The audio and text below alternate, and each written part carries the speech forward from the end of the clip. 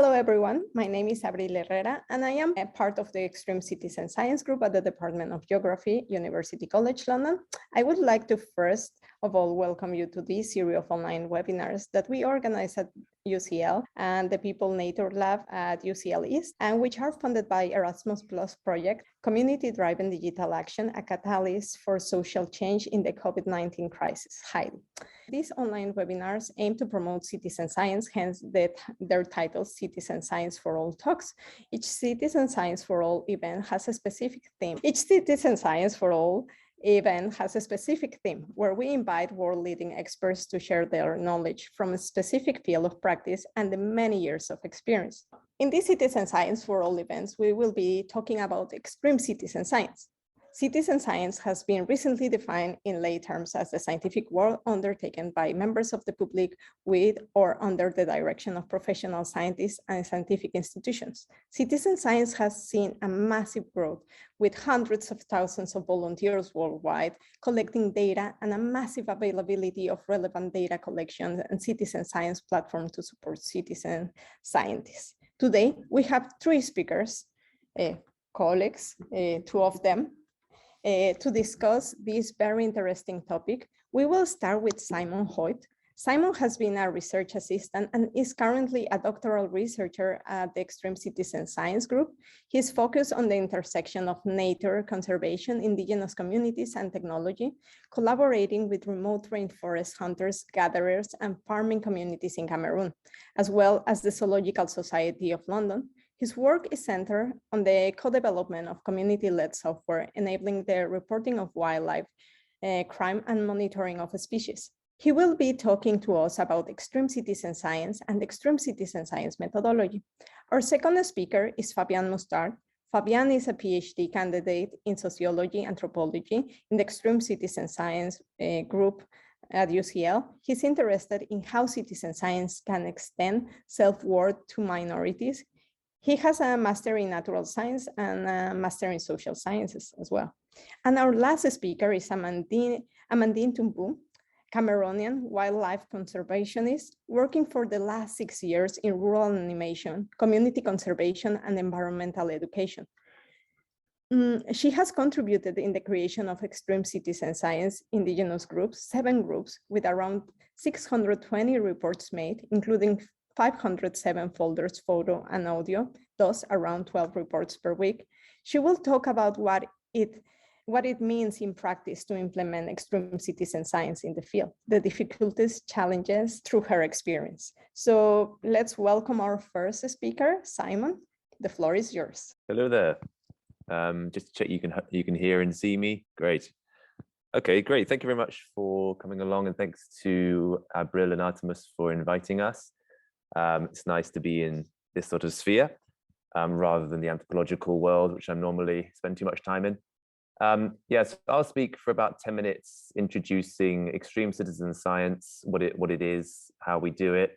Then we'll move on to my PhD colleague Fabien, who will speak about citizen science, extreme citizen science in Cameroon, which is where we both have done our research.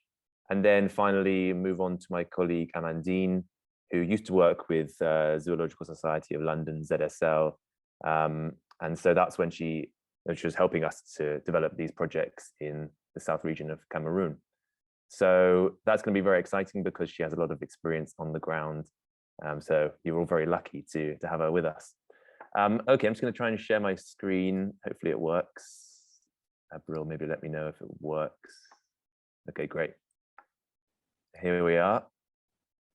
Okay, so extreme citizen science is a methodology, but it was formed by our group, which is the Extreme Citizen Science Research Group here at UCL in London. So we shorten that to EXCITES. And we're based in geography, but it's heavily influenced with UCL anthropology as well, which is actually my department. So extreme citizen science, the main challenge that we're trying to address through this sort of notion is to provide primarily non-literate people. So that's people who can't read or write, but in many cases, their form of language has not been documented in a dictionary or some sort of form like that. So it's a system whereby even if you wanted to write down the way that they could interact with apps or with citizen science, it wouldn't be possible. So trying to create tools for these sorts of people to empower them to take action, defend their rights, protect their local environment and their way of life, but on their own terms. So they're very much in the position of leadership rather than us. And it's their own priorities and their own values which are leading the process rather than us outsiders. So I'm not sure how familiar others in this call are with citizen science at this point. Hopefully you've been following some of the HEIDI talks. But if we have a quick look at this diagram, which is a very simple display of where extreme citizen science fits, at the top here, you can see classic science. And the axis on the left is level of education. At the bottom there, non-literate and basic schooling, all the way up to PhD and professionals. And then on the bottom axis, scientific process. So from the left, problem definition, all the way through to action. And so if we look at classic science, it extends across a lot of the scientific process, because of course it is science. But as you can see, a very minimal extension across the level of education. Classic science is very much done the majority of the time with professionals and PhDs in the ivory tower. And then if we look at citizen science, of course, one of the main aims of citizen science is to extend that level of participation across different levels of education, so involving different members of the public, no matter how much experience they have, to be involved in collecting data. So you can see that extends all the way down to generally high school and maybe even some basic schooling group. And it extends across a lot of the scientific process, but not necessarily all of it. Extreme citizen science, on the other hand, our aim is to extend in every direction. So to work with anyone of any education level, whether that's a GIS professor at UCL, or if it's a Baka hunter-gatherer who lives in the forest of Cameroon and has never used a phone before, and there's no word in their language for science. And it also extends across the scientific process, all the way from problem definition through to action. So the participants, which is the classical term to describe people involved in citizen science, will be involved all the way through this process, not just coming in to collect data and letting the scientists deal with it, but they're actually involved in its analysis, in its action, in its utilization, and in defining the problem in the first place, all of these things. So a lot of our extreme citizen science work is with regard to mapping, because mapping is a very powerful tool for particularly indigenous and local communities to express their values and their concerns to outsiders. But a lot of participative mapping is done on paper, sort of in a very manual way, as you can see here as one example, which is great in many respects. I mean, the communities really get involved. Everybody gets very excited and can draw maps on the ground together, and that can be used for advocacy. But the problem is, if you want to extend that impact much further and to many more stakeholders, it's very difficult. Whereas if you have digital mapping, that's where participative mapping is really going, because it's much more powerful and extends the impact in many different directions. So this is what we're trying to do with many of the tools that we've developed. And these are the three main tools that we use in extreme citizen science. So the primary one you can see here is called Sapelli, which is the name of a tree in Central Africa. And that's a data reporting and monitoring tool on the Android phones. So it's free on the Google Play Store. You can just download it and mess around with it. Then there's GeoKey, which is the server that we've made to collect all the data online. And that feeds into the visualization component, which is called Community Maps and is managed by our partners, Mapping for Change. I'll show you some very brief examples in the next few minutes. So Sapelli, as I mentioned, is the primary tool for collecting data via a user interface on a phone. And this begins with Sapelli Designer, which we only made last year or the year before. So it's a very simple interface using a progressive web app, whereby anybody who wants to design a Sapelli project can go to the website, start a new project, and use these various icons to create a Sapelli project, which is in the form of a decision tree. So you start off with one choice, which depending on which one screen, depending on which choice you use on that first screen, it leads you onto other options and other options again. So we call that a decision tree. And so here you can design that depending on what choices you want to make, depending, different types of animals. What happens if you choose one of those animals? Can you take a photo? Do you want the location to be logged? That's where you choose all of these things and end up making your project and then exporting it. Once you've exported it onto a phone, then it looks a bit like this. So this is just an example of Sapelli. When you download it from the Google Play Store, it's completely empty. which is intentional because we want to allow any community anywhere to create their own project based on what their own priorities and issues are, which of course we don't know the limits of.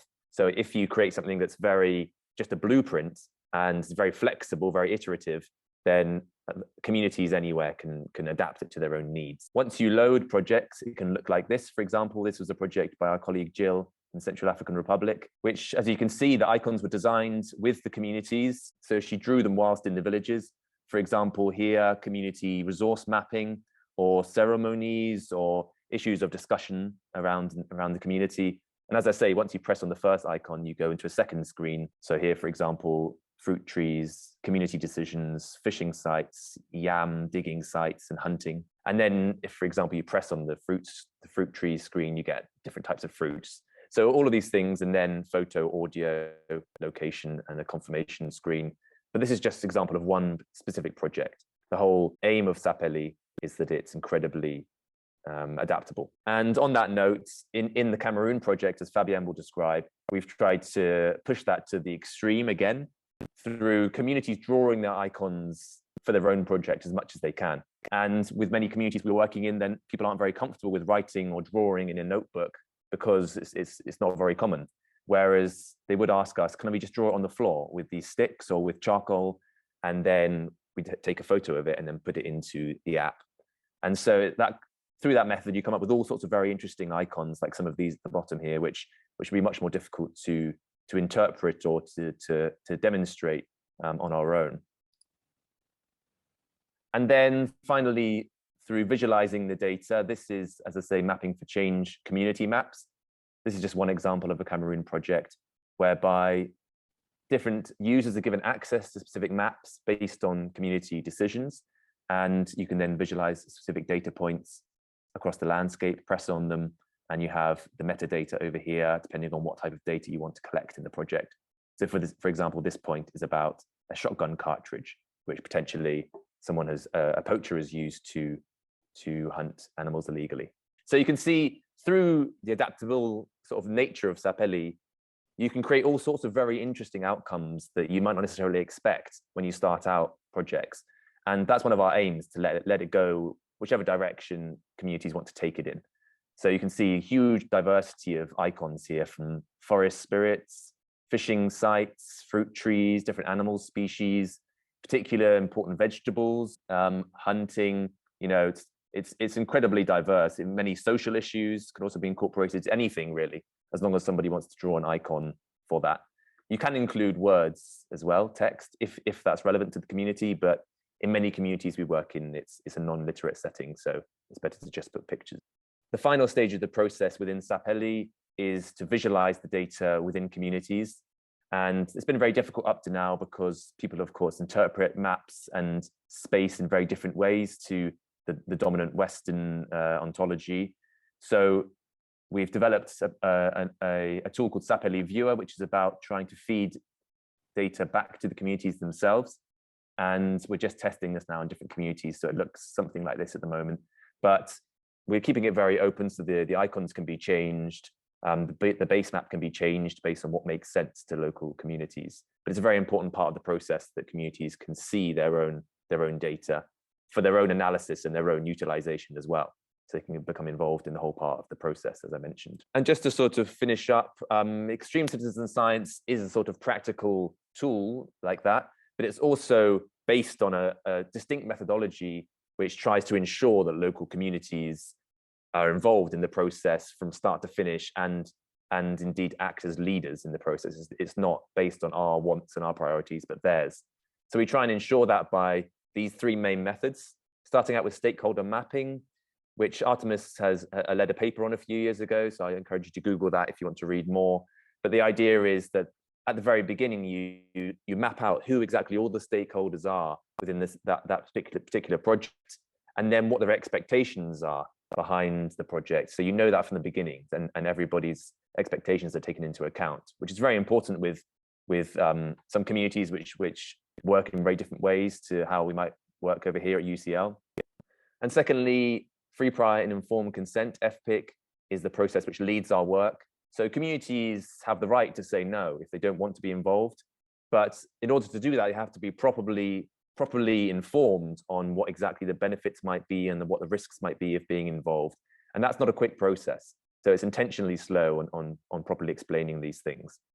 Jerome Lewis has written some great papers on that, if you want to read more on the methodology that we use. And finally, community protocols is a method whereby communities themselves make their own management plans, how to look after the technology they have, how to manage the teams who will be involved, what to do with the data. You know, where does the data go? They might not want it to go to the person that you think it would be useful to go to because they have a bad relationship with that guy. You know, you wouldn't know unless you asked. So community protocols are a really important means by which we try and build up community management of their own projects. And finally, these are the kind of ongoing Sapelli projects at the moment that we're aware of in the group. It's been taken up by many other people in different countries who are just kind of using it independently. But that's just how it works when you release a tool like that out into the abyss. So it's extending all around different parts of the world, obviously largely centered on Central and Southern Africa. Okay, so I'll hand over now to Fabien, who will talk to you more about our work in Cameroon. Thanks, Simon. So yeah, I will just put some flesh on the bones of theory, presenting one case studies in Cameroon. So if it's working, yes. So just to go back to this slide, I will talk about Cameroon, so which is located in the Congo Basin. So there is two case studies in Cameroon. One in the National Park of Lobeke, which I will talk about, and another case in the Jar Faunal Reserve that Amandine will speak about. So here is a map. So we are in the Congo Basin, in so biodiversity hotspot. The two parks are located in this area, in the southeast Cameroon, and yes, sorry. So this place or these protected areas are managed by so usually it's partnership between big conservation organizations such as ZSL or WWF. So ZSL for the Jar Faunal Reserve and WWF for the National Park of Lobeke. And so it's a partnership between this big conservation organization and eco-guards, which are people which are civil servants or people from the Ministry of Forest and Wildlife and Forestry. And obviously in this area, what is specific is that there is many Baka people, many Baka communities living there, not only in Congo or in Cameroon, but also in Congo. And so, is that working? Sorry. Yes. So I will discuss and just shed some light on how Sapelli enabled Baka Indigenous people to engage with eco-guards, which is very specific. If you go back to the map where there is all of the case studies from Sapelli, you can learn many other lessons. I will just present one today, and then Amandine will present the insight into successes and challenges on the ground. So Baka people in the context of in the Congo Basin, in the context of conservation, are very vulnerable people. They are, of course, people who know very well the forest, but they live in poverty, if not in extreme poverty, and they often describe themselves as people. Well, just to quote a friend, Baka friend. He said that we are non-existent people in society. We are people who do not matter, who do not belong, and who are not worthy. So it's really about, you know, being powerless or being feeling that, you know, you are totally excluded from society and you just see the society going on, but you are just aside and you do not have any access of society. Especially because in front of us, in front of them, sorry, there are eco-guards who are so defending the forests against illegal poaching and illegal logging.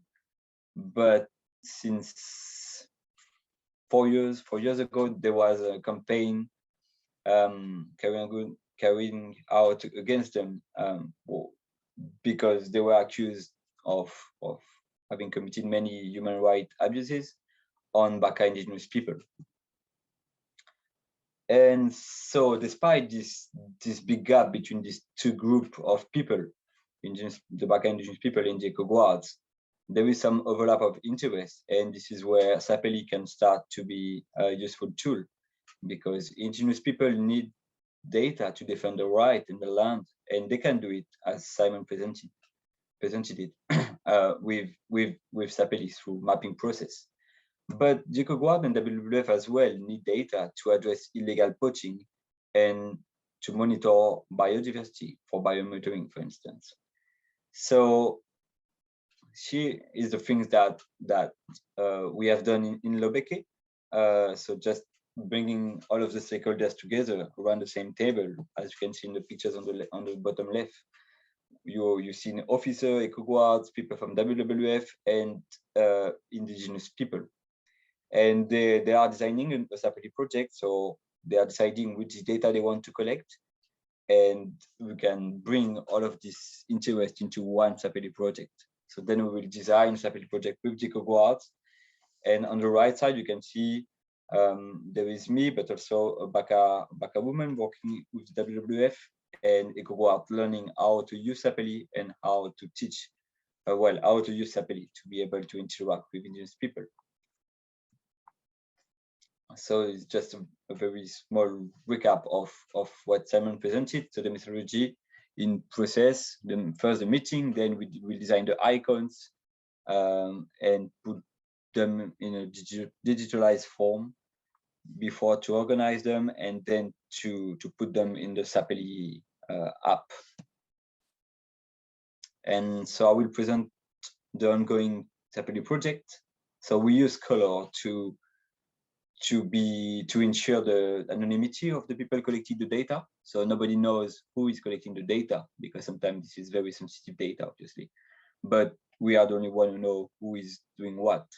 And so in this Sapelli project, there is 6 categories, and there is natural resources management, biomonitoring, illegal poaching, human wildlife conflict, human rights abuses, and the Jingi, which is an important forest spirit for Baka people.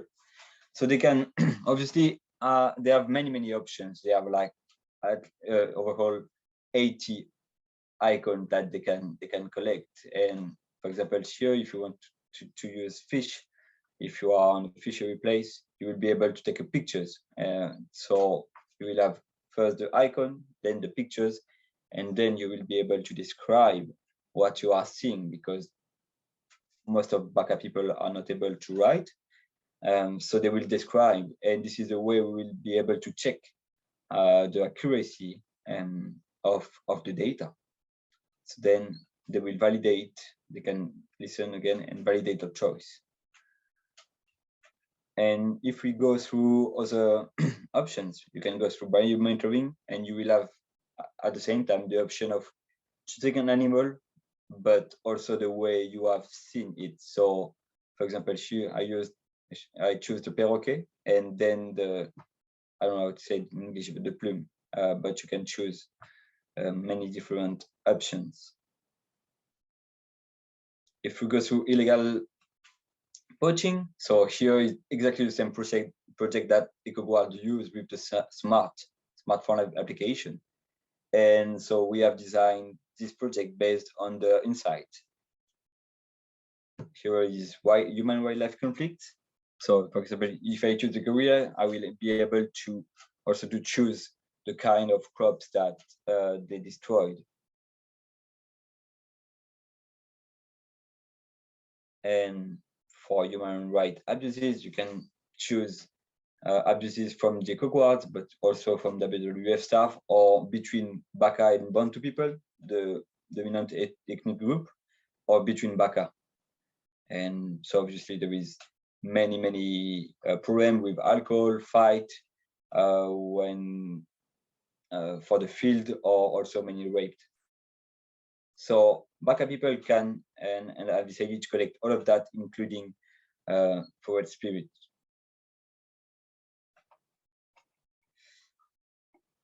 So this is the Sapelli project, very rapidly, that has been designed by indigenous people, not only, but also with the eco-guards and with WWF staff around the National Park of Lobeke.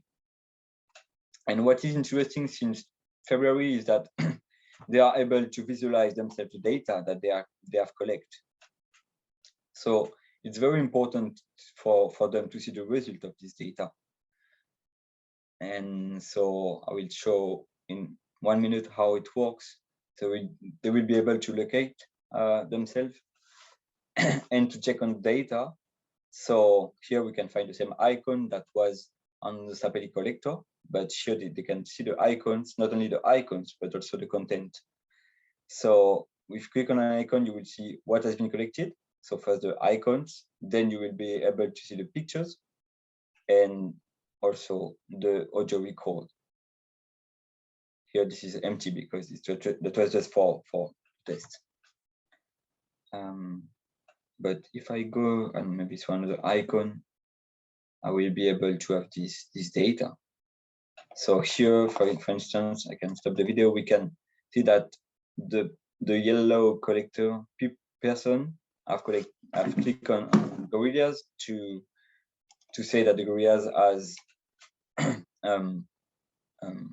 damaged plantation, and I can click to see the different options. So you will be able to see gorillas planting, or for example, the print for gorillas that you have observed. So again, you can choose all of the icons that you can see on the screen, and you can truly start doing some basic analysis of the data you have collected.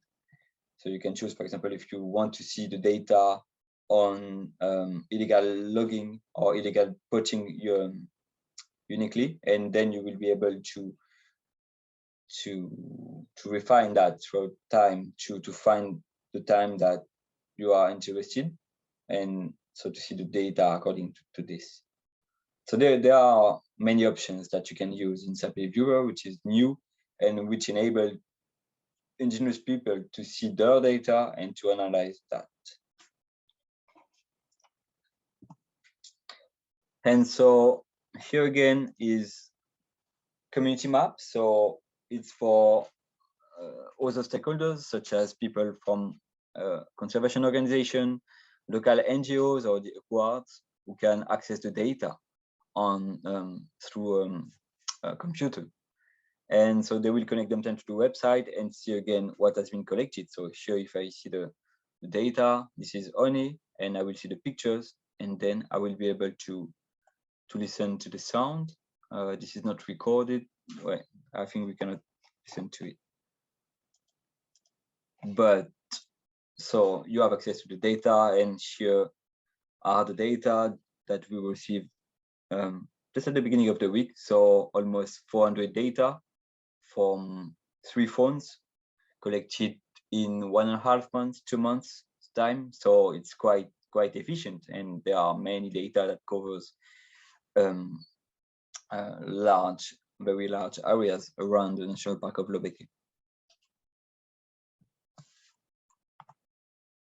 So the idea is to provide map where there is ongoing data, big amount of data, and enable external stakeholders to see what is going on in the forest. And if we, start having maps like that, that can really change the life of indigenous people in the field. So I would say that one of the main lessons that I learned from this experience in the field, working with eco-guards, WWF people, and of course Baka people who are the one collecting data, is that what really empowers indigenous people is not the Sapelli tool itself, but the people who support them to use it. So the people interested by this data. And so indigenous people can really through Sapelli can really be recognized for the expertise of the forest. Thank you very much. And now I give the floor to Amandine. Yeah. Thank you, Fabien. Okay, to talk about the challenges and the difficulties that we faced during the project. The project where I've participated was in Cameroon, and in Cameroon we were working with Baka and the Bantu communities. So for the two communities, we were facing two different challenges. But the common challenges that we find with communities, first of all, when we present to them the project, they were fearing because, as you know, people around forests, they generally, to make posh activity is like their culture. So when they see people just coming, presenting to them a project, first of all, they think maybe it will be a way to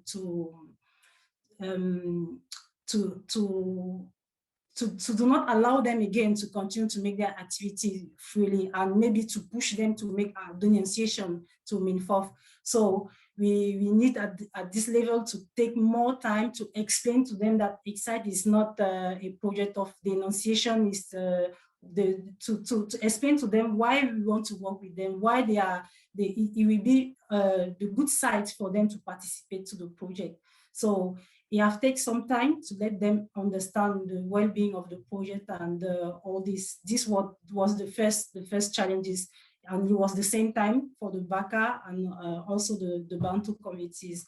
And then the other problem were the use of the phone, because in villages generally most of people, they are not habituated to use phones, and especially smartphones. It was something new for Bantu community. It was a little easy because some of them were in the past they have used some of this kind of phone, so we were not very strong.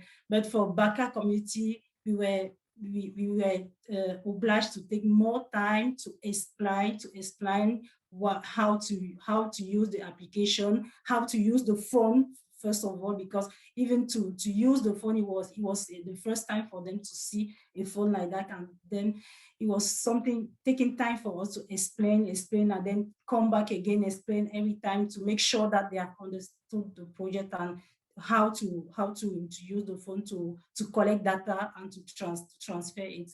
And then this was the common challenges. And also there were this problem of power, because at a certain moment it was like the phone is something they were using like a power that in the team that we have formed, the person who is keeping the phone is like the chief, and sometimes the person were using it like a position of power, and it was disturbing the group. So it was we were obliged to take time again to explain to the team that the fact that we are giving the phone to one person to keep is just to make sure that the phone will be secure, and for the security of the phone and the group too.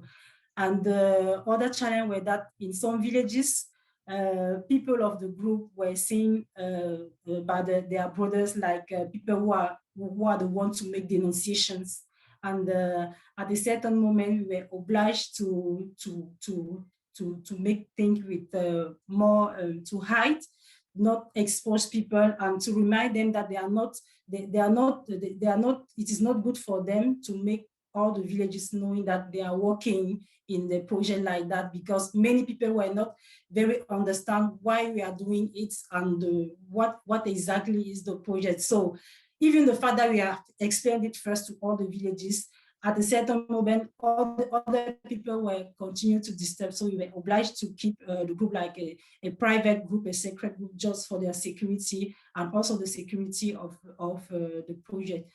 So for the Baka people specifically, we were the challenges that we got, even for Bantu, were the language, because most of them don't speak French, neither English. So we were obliged to use time to time translators to explain, to discuss with them.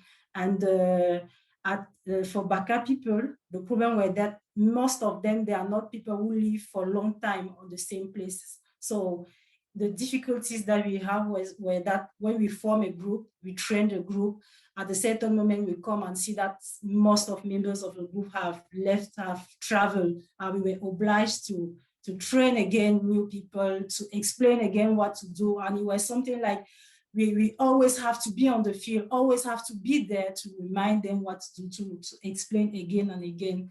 And the other thing, it was a bit difficult to include women in the group because generally in their culture, women are not the one to go to the forest and to do activities of poaching and all this. So generally we're men who were involved in the project. So this was for Baka people. And for Bantu, the principal problem was that most of them are, if I can say, too much clever on the sense that they were looking for a way to use the project to make their business. So some of them were doing like, as there were little motivations for people when they are giving information. Some of them were making their information to translate to us. And we got in some results that we find some images, for example, which were taken by members of the group that they have translated, expecting to have most motivation. So at this moment, we have present to them the map again and explain that even if you are doing like that, we know that you are the one to translate this and to remind that, find a way to bring him be conscious that what he's doing is not good, and we know that he's doing I don't know exactly the word to say it, but we know that the information that he has sent to us is not a real good information taken inside the forest. She is the one to make the information. So this was the problem with the Bantu. Also, we got another problem with the phone. It was that some of them, I don't know how they are find the way to cancel the code and use the phone as its proper phone. So at this moment, it was also a difficulty for us because we were obliged to reset all the data and to be sure that, to reset the phone, and to be sure that he will not use it again for personal affair and use it for the project. So this was one of the problem. And also the problem of alcohol. As Fabien said, alcohol was a very high problem because generally in villages, people drink enough. So it was a bit difficult for us to remind to them every time to find, first of all, if I can say, good people who were responsible, who are not drinking too much, to be sure that they will not miss phones for the project, and all that, to be sure that they will keep it well, and that they will continue to work with us normally. So I think I have briefed all the problem, and the approach also were a bit difficult because generally when we come, they always think that these people again, they are coming to catch us. They are coming to say that you are not allowed to take meat in the forest. So it was something we always need to be there to remind, to train people, to remind what is HEIDI Project, and to train again. And sometimes people were confusing colors. As you have seen the presentation of Fabien on the phone, each person has his personal color that he's using. So sometimes people were missing, were confusing color to translate the information, and we were obliged to be there to always remind to them that no, this is your color, no, this is not yours, and to be sure that they have kept it perfectly in their mind. And the other challenge, if I can say, is just the roads, but it's something that we find everywhere, the road, but because most of villages were not very, very easy to be reached, and it were very, very far inside the forest and not easy to be there. And sometimes team were obliged to sleep assignment many times in their villages to collect data, to train them and all this. Yeah. Thank you, Amandine. It has been a great and very rich talk. It was great to have the three of you. So thank you very much. And thank you very much for our attendance to this session. Thank you very much.